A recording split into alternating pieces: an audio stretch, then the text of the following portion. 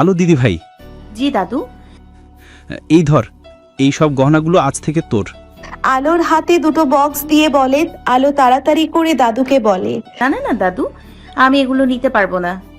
আমি কেন? না না, শুনবো না দিদি ভাই, এগুলো সব তোরই। এই সোনালী বক্সে তোর দাদির গহনা ছিল, তার বংশের নাতবৌদির জন্য ঘুরিয়ে রেখেছিল। তুই একা, তাই এগুলো সব তোর। আর অন্য বক্সটা খুলে তার মধ্য থেকে দুটো সোনার বালা, অনেক পুরনো চৌধুরী বংশের বালা হাতে তুলে নিয়ে আলোকে বলে। তোর হাতটা দেখি। আলো হাত এগিয়ে দেয়। আলতাফ চৌধুরী ওর হাতে বালা পরিয়ে দিয়ে বলে, বাহ, বেশ মানিয়েছে তো হাতে, যেন তোর জন্য তৈরি। শোন, কখনো এগুলো খুলবি না, এ বাড়ির বউদের এগুলো দেওয়া হয়। তোর দাদি আধারের মাকে দিয়েছিল, এখন তোকে দিলাম, এগুলো আগলে রাখবি, কেমন? আমি আমার সর্বোচ্চ দিয়ে আগলে রাখবো দাদু। আলতাফ চৌধুরী আবার বলে, তোকে একটা কথা বলি, আধার ওর বাবা মা মারা যাবার পর পুরো পাল্টে গেছে, প্রাণহীন হয়ে বেঁচেছিল। যেদিন থেকে তুই ওর জীবনে এসেছিস, সেদিন থেকে ওর জীবনটা পাল্টে গেছে। ওকে বহু বছর পর আমি হাসতে দেখেছি, শুধু তোর জন্য। তুই চলে যাওয়ার পর পাগলে হয়ে গেছিল, নিজেকে ঘরবন্দি করে রেখেছিল। যেদিন আবার তোকে ফিরে পেল, সেদিন ওর খুশিতে, ওর হাসিতে এই বাড়ি প্রাণ ফিরে পেয়েছিল। ছেলেটা ভালোবাসার কাঙাল, তুই ওর সাথে মানিয়ে নিস, ওকে একটু ভালোবাসিস, দেখবি কোনোদিন ঠকবি না। যা রুমে যা, ফ্রেশ হয়ে নে, তারপর একসাথে রাতের খাবার খাবো, যা। আলো শুধু ওনার কথা মাথা নিচু করে শুনছিল, তারপর একটা দীর্ঘশ্বাস ফেলে একজন সার্ভেন্টের সাথে উপরে আধারের রুমে চলে যায়। মায়াপুরী, বল। আদার আর আলোর তো বিয়ে হয়ে গেল, আমাদেরটা সেরে ফেলি। সেটাই তো ঠিক হয়েই আছে। হ্যাঁ, কিন্তু আমি তোমার থেকে আর দূরে থাকতে পারছি না। রাত্রির ঘাড়ে কিস করে বলে, কি করছো? চুপ, কোনো কথা বলবে না। এটা রাস্তা আগুন। জানি, কিন্তু এটাকে ভূতের রাস্তা বলা হয়। সন্ধ্যার পর এখানে কেউ আসে না, সো রোমান্স করার জন্য এটাই পারফেক্ট জায়গা। বলেই রাত্রির ঘাড়ে একটা কিস করে বারবার কিস করতে থাকে। আচ্ছা, আধার ভাইয়া কি করে জানলো আলোর বিয়ে? ভোরু কুচকে জিজ্ঞেস করে, এটা সিগারেট, বলা যাবে না।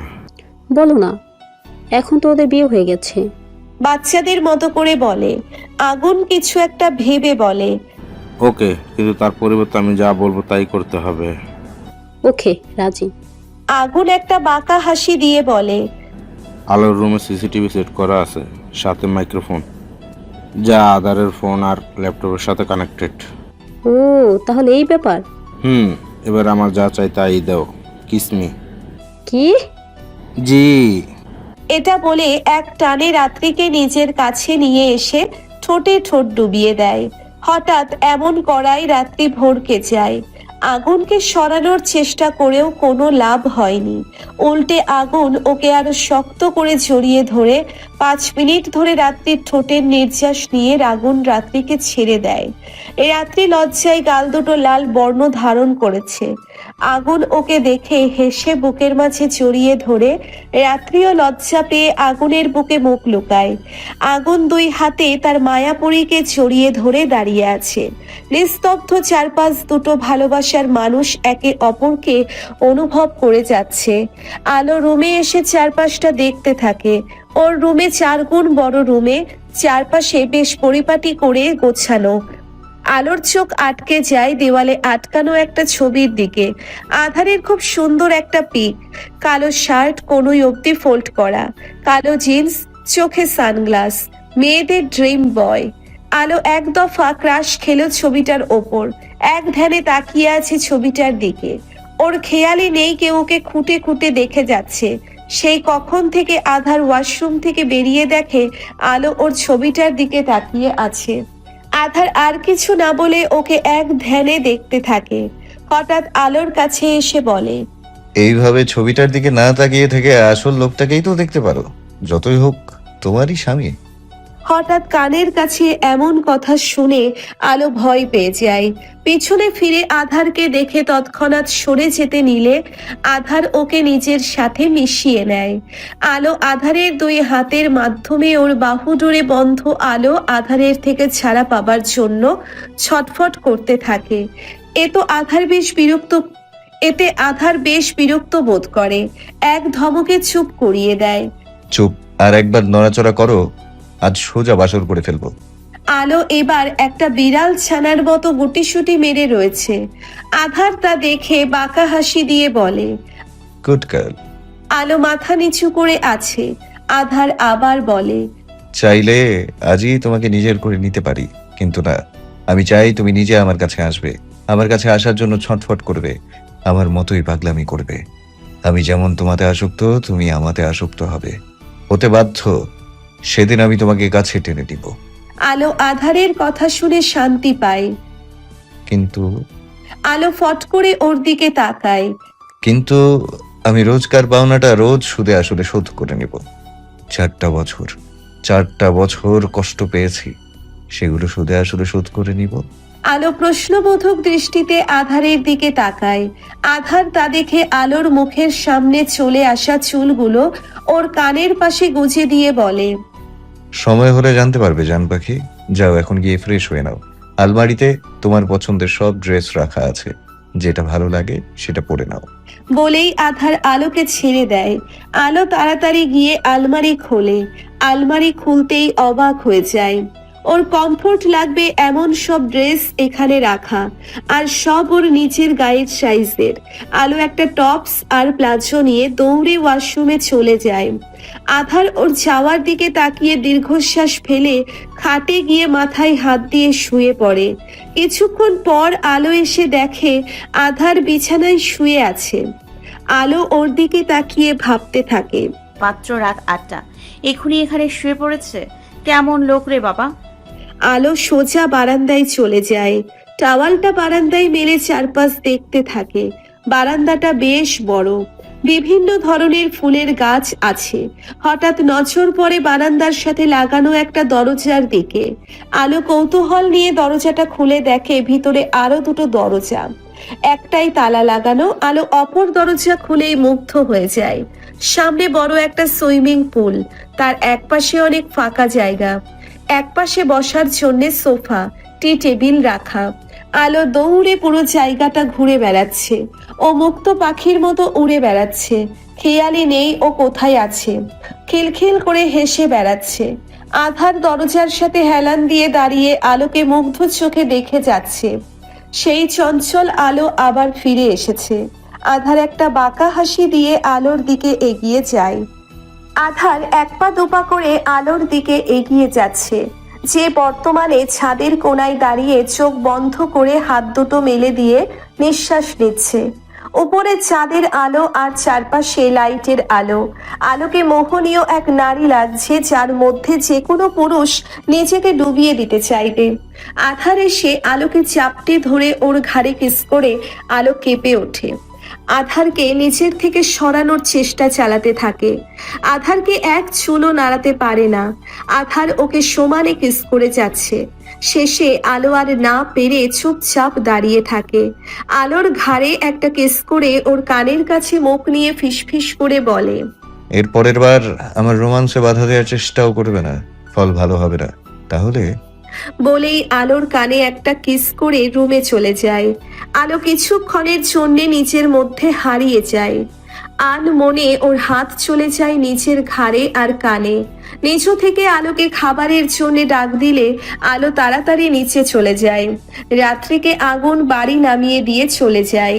এই রাত্রি বাড়ির ভিতর ঢুকতেই রাত্রির বাবা রাত্রিকে নিজের কাছে ডাকে। বাবা বলো। হ্যাঁ, কিন্তু কেন?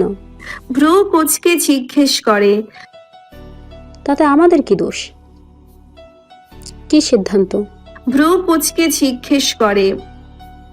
রাত্রি কিছুক্ষণ ভেবে বলে, না, কোনো সমস্যা নেই, কিন্তু আগুন? ওকে, তাহলে আর কি, আমার সমস্যা নেই। মা, ও তো আসতে পারবে না, ওর আজ বিয়ে হয়ে গেছে মা। আসলে এরপর রাত্রি সব বলতে থাকে ওর মা বাবাকে। সব শুনে দুজনেই বুঝতে পারে দুজনেই দুদিক থেকে ঠিক। রাত্রির মা দীর্ঘশ্বাস ফেলে বলে। রাত্রিও উপরে চলে যায়। বিছানায় গিয়ে ধপ করে শুয়ে পড়ে। তারপর বালিশ দিয়ে মুখ ঢেকে নেয়। এক নতুন অনুভূতি ওর মধ্যে খেলে বেড়াচ্ছে। ভাবতেই পারছে না ও আর 15 দিন পর সম্পূর্ণভাবে আগুনের হয়ে যাবে। নিজের এত বড় খুশি ও নিজের প্রিয় বান্ধবীর থেকে না শেয়ার করে পারল না। তৎক্ষণাৎ কল করলো আলোকে। আলো আর আধার ডিনার করে রুমে চলে আসে। আধার এসেই নিজের ল্যাপটপ নিয়ে কাজ করতে বসে যায়। আলো একবার আর চোখে তাকিয়ে বারান্দায় চলে যায়। আলোর ফোনটা বেজে যাচ্ছে, কিন্তু আলোর সেদিকে কোনো খেয়াল নেই। জান পাখি, তোমার ফোন বাজছে। ফোনের কথা শুনে আলো তাড়াতাড়ি এসে কলটা ধরে। আলু বেবি, কি ব্যাপার? এত ভালোবাসা কেন আজ? আলোর মুখে ভালোবাসার কথা শুনে আধার ওর দিকে ভ্রু কুঁচকে তাকায়। তোকে একটা খবর দেওয়ার জন্য কল করলাম। বলে ফেলুন, কি কথা? আগামী 15 তারিখ আমার আর আগুনের বিয়ে। অনেকটা লাজুক হয়ে বলে। আচ্ছা, কি সত্যি বিয়ে? সত্যি বিয়ে? কংগ্রাচুলেশনস।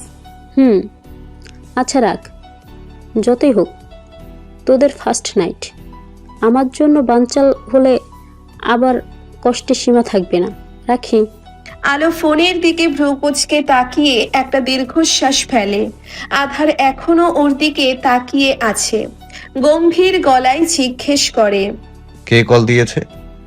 আধারের গম্ভীর কণ্ঠ শুনে আলো থতমত খেয়ে যায়। আস্তে করে বলে, রাত্রি। কি বলছিল? 15 দিন পর ওর আর আগুন ভাইয়ার বিয়ে। আধার একবার আলোর দিকে তাকিয়ে আবার ল্যাপটপে মনোযোগ দেয় আলো। আর কিছু বলে না, কিন্তু ঘুমাতে গিয়ে বিপাকে পড়ল। আধারের সাথে এক বিছানায় কি করে শুবে তার চিন্তায় ঘরের একদিক থেকে আর এক দিকে পায়চারি করে বেড়াচ্ছে ও। আধার বিচক্ষণ চোখে সবই দেখছে। আধার বেশ বুঝতে পারছে আলোর সমস্যা কোথায় হচ্ছে। বেশ কিছুক্ষণ পর আধার কাজ শেষ করে ল্যাপটপ বন্ধ করে দিয়ে আলোর দিকে তাকায়। আলো তখনও এ মাথা ও মাথা করে যাচ্ছে। আধার একটা বাঁকা হাসি দিয়ে আলোর কাছে গিয়ে ওকে ছট করে কোলে তুলে নেয়। আলো হাঁ করে আধারের দিকে তাকিয়ে থাকে। কিছুক্ষণ সময় নেয় ওর সাথে কি হলো এটা বোঝার জন্য। তারপর শুরু করে মোচড়ামুচড়ি। আধার এক ধমক দিয়ে চুপ করিয়ে দেয়। আলো আধারের ধমক খেয়ে ওর বুকে গুটিসুটি মেরে বিড়াল ছানার মতো লুকিয়ে পড়ে। আধার তা দেখে নিঃশব্দে হাসে। আলোকে নিয়ে বেডের দিকে এগিয়ে যায়। ওর বেডে শুইয়ে দিয়ে রুমের লাইট অফ করে ওর পাশে শুয়ে পড়ে। এদিকে আধারের এমন কাছে আলোর বুকে হাতুড়ি পেটানো শুরু করে দিয়েছে। ভয়, লজ্জা, রাগ সব এসে ওকে ঝেঁকে ধরেছে। জীবনে প্রথম কোনো পুরুষের সাথে এক বিছানায় ঘুমাবে, এটা ভাবতেই বুক কেঁপে ওঠে আলোর। আলোর ভাবনার মাঝে আধার ওকে এক টান দিয়ে নিজের বুকের উপর এনে ফেলে। আলো তো আধারের দিকে ড্যাব ড্যাব করে তাকিয়ে আছে। আধার আলোর মুখ থেকে চোখ সরিয়ে বলে, আজ থেকে এখানে ঘুমাবে, কথার খেলাপ যেন না হয়। না হলে আজ যা করার কথা ছিল সেদিন সেটাই করব। আধারের কথায় আলো চুপচাপ আধারের বুকে মাথা রেখে শুয়ে পড়ে। মনে মনে ভাবতে থাকে, না, বলা তো যায় না। বজ্জাতটা যদি সত্যি সত্যি ওসব না থাক, ওকে ঘাটিয়ে দরকার নেই। আধার আলোকে চুপ করে থাকতে দেখে বাঁকা হাসি দিয়ে ওর চুলে হাত বুলিয়ে দিতে থাকে। আলো চুপচাপ আধারের বুকে মাথা রেখে ওর বুকের ধুকপুক শব্দ শুনে যাচ্ছে। কখন যে দুজনেই গভীর ঘুমে তলিয়ে যায় বলাই যায় না। এদিকে আলোর পরিবারে একটা রাত নির্ঘুম কাটলো আলোর চিন্তায়, যেমনটা আধারের কাটতো। আলো ঠিক আছে কিনা, ভালো আছে কিনা, এসব ভেবে আধারের রাতে ঘুম হতো না। এখন আলোর পরিবারের সেই ঘুম হচ্ছে না। সত্যি এবার আধারের কষ্টটা বুঝতে পারছে ওনারা সকলে। মুখে সূর্যের আলো পড়তেই আধারের ঘুম হালকা হয়ে যায়। এমনি ওর ঘুম হালকা, বুকের উপর ভারী কিছু আছে বুঝতে পেরে বুকের দিকে তাকাই। আলোকে নিজের বুকে দেখে মুখে হাসি ফুটে ওঠে। আলোকে বুকে নিয়ে শুয়েছে এমন স্বপ্ন রোজ দেখতো আধার, আর আজ সেই স্বপ্ন পূরণ হলো ওর। আধার আলোকে আলতো করে ডাক দেয়, কিন্তু আলোর কোনো সাড়া শব্দ নেই। কিছুক্ষণ ডাকার পরও যখন আলো ওঠে না, তখন আধার বুঝে যায় এই মেয়ের ঘুম বেশি। ওকে নিজের বুকের উপর থেকে সরিয়ে ধীরে ধীরে বালিশে শুইয়ে দেয়। ওর কপালে আলতো করে কিস করে ফ্রেশ হতে চলে যায়। আধার ফ্রেশ হয়ে এসে দেখে আলো একটা বালিশ মাথায় আর একটা দুই পায়ের মধ্যে দিয়ে ঘুমাচ্ছে। আধার ওর অবস্থা দেখে ফিক করে হেসে দেয়। হঠাৎ নজর পড়ে আলোর উন্মুক্ত পেটের দিকে। ঘুমানোর জন্য টপসটা অনেকটা উপরে উঠে ওর মেদহীন পেটটা স্পষ্ট দেখা যাচ্ছে। নাভির কাছে থাকা তিলটা বেশ আকর্ষণ করছে আধারকে। একটা শুকনো ঢোক গেলে আধার ঘাড় এদিক থেকে ওদিক ফিরিয়ে বিড়বিড় করে বলে, এই মেয়ে আমাকে পাগল করে দেবে। বেহায়া চোখ বারবার চলে যাচ্ছে পেটের তিলটার দিকে। আধার এক ঘোরের মধ্যে এক পা দুপা করে আলোর দিকে এগিয়ে যায়। খাটের পাশে বসে তিলটাই হাত বোলালো, তারপর আলতো করে নিজের ঠোঁটের স্পর্শ তিলটাই লাগালো। পেটে উষ্ণ কিছুর স্পর্শ পেতেই আলো কেঁপে ওঠে। সাথে সাথে ঘোর কেটে যায় আধারের। এক লাফে সরে আসে আর মনে মনে বলে, কি করতে যাচ্ছিলাম আমি? না আধার, তোকে নিজেকে কন্ট্রোল করতে হবে। এই মেয়েকে জাগা, না হলে তোর বাঁচা মুশকিল করে দিবে ও। আধার তাড়াতাড়ি করে আলোর টপস নামিয়ে দেয়। জান পাখি ওঠো, সকাল 8টা বেজে গেছে। আর কত ঘুমাবে? ওঠো জান পাখি। চুপ করো তো, সকালে হলেই তুমি চলে আসো, ঘুমোতে দাও একটু। আর কি ওই বজ্জাটার মতো জান পাখি করছো? ঘুমের ঘোরে বলে। আধার তো শকড। ঘুমের ঘোরে ওর বউ ওকে মা ভাবছে, আবার বজ্জাত বলছে। এরপর ও ডাকতে থাকে, কিন্তু কি করার, আলো তো আলো, ঘুমিয়েই আছে। বাহ, এই মেয়ে যে সোজা কথার মেয়ে না, সেটা আমি ভুলেই গেছিলাম। দাঁড়াও, তোমার হচ্ছে। আচমকা আধার আলোর ঠোঁট দুটো নিজের দখলে নিয়ে নেয়। আচমকা এমন হওয়ায় আলো ধরপড়িয়ে চোখ মেলে তাকায়। কিছুক্ষণ সময় নেয় কি হচ্ছে বোঝার জন্য। যখন বুঝতে পারে কি হচ্ছে, তখন আধারকে সরানোর জন্যে কিল ঘুষি মারতে থাকে। আধার বিরক্ত হয়ে আলোর হাত দুটো নিজের হাতে বন্দি করে নেয়। নিজের মতো করে আলো ঠোঁটের স্বাদ নিয়ে ওকে ছেড়ে দেয়। আলো ছাড়া পেয়ে জোরে জোরে শ্বাস নিতে থাকে। আধার ওর ওপর থেকে ওঠে। তাড়াতাড়ি ফ্রেশ হয়ে ব্রেকফাস্ট করতে এসো, তারপর অফিসে যাব ফাস্ট। কথাটা বলে 1 মিনিটও অপেক্ষা করলো না, সোজা বেরিয়ে গেল। বাইরে যেয়ে জোরে জোরে শ্বাস ফেলে নিজেকে কন্ট্রোল করার চেষ্টা করে। এদিকে আলো এখনো শ্বাস নিয়ে যাচ্ছে আর আধারকে গালি দিচ্ছে। শালা লুচু, ডেভিল, ছি, ঘুমের মাঝে কেউ এসব, ছি ছি ছি। তার উপর আমি ব্রাশও করিনি, ব্যাটা 1 নম্বরের লুচু, ডেভিল কোথাকার। আধারকে বকতে বকতে আলো ওয়াশরুমে চলে যায়। আলো ফ্রেশ হয়ে ব্রেকফাস্ট করতে চলে আসে। টেবিলে আধার আর আলতাফ চৌধুরী আলোর জন্য ওয়েট করছিল। আলো আসতেই সবাই একসাথে খাওয়া শুরু করে দেয়। আলতাফ চৌধুরী বলে ওঠে, বলছি কি, তোমাদের বিয়েটা যেভাবে হলো কেউ তো আর জানে না। আমি ভাবছি রিসেপশন করে সবাইকে জানিয়ে দিব। তুমি যা ভালো বোঝো দাদু। আলো দিদি ভাই, তোমার কেন সমস্যা আছে? না দাদু, তুমি যা ভালো বোঝো তাই করো। তাহলে সামনের সপ্তাহে তোমাদের রিসেপশন হবে। আলো দিদি ভাই, তুমি তোমার বাবার নম্বরটা আমাকে দিও।